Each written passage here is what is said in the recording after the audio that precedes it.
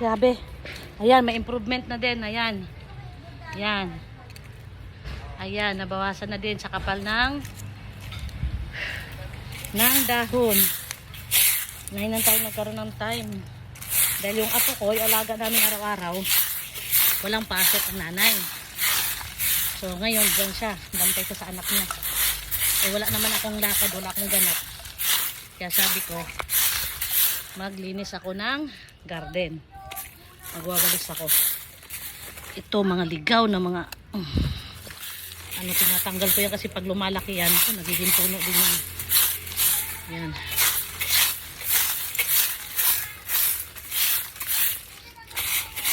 Ito na yung sulok na part. Ayan. Ayan. So, konti na lang.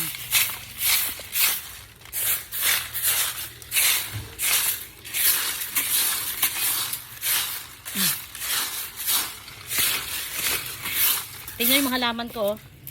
Ang lalago, di ba? Yan. Lumalago yan sila pag ulan-ulan.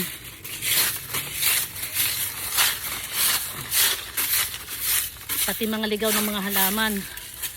Ay! Lumalabas yan sila. Katulad yan, oh. Yan.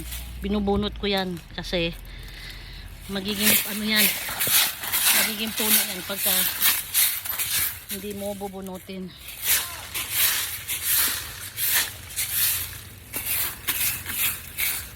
Ayan. Ang hirap sa sulok. Ito mo, tumatagaktak yung pawis ko. Kita nyo? Grabe pawis ko. Ayan. Ipunin ko yung sa gitna. Tapos ilalagay ko dyan sa crate. Para isang hagisan lang sa ano, tambakan. Yan. Diba? Diba? Malinis na. Hindi man gano'n ka-perfect. At least yung dahon, hindi sa mag-imbak. Hindi kakapal yung dahon. Yan, may mga ligaw na mga ano. Yan. Yan. So, please. Yan.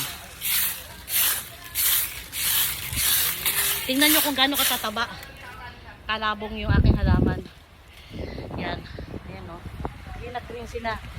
Pati yung ano ko, rubber tree o. Ang taba. Yan. Nangangayayat lang naman sila pag ano eh. Pagka, tawag nito. Pagka summer. Kasi syempre, hindi ko naman sila araw-araw nabibiligan. Sa isang linggo, isa, 2 beses lang. Kaya namamayat sila. Kaya medyo nalalanta. Kaya, ngayon natagulan, ang lulusog nila. Ayan o. Diba green na green? So tapos na yung sulok-sulok natin. Yan.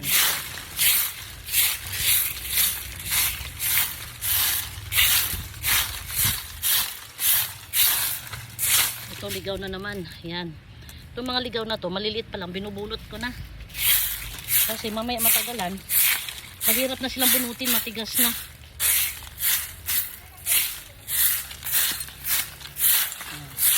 Ipunin natin dyan para mas madaling damputin. Ayan.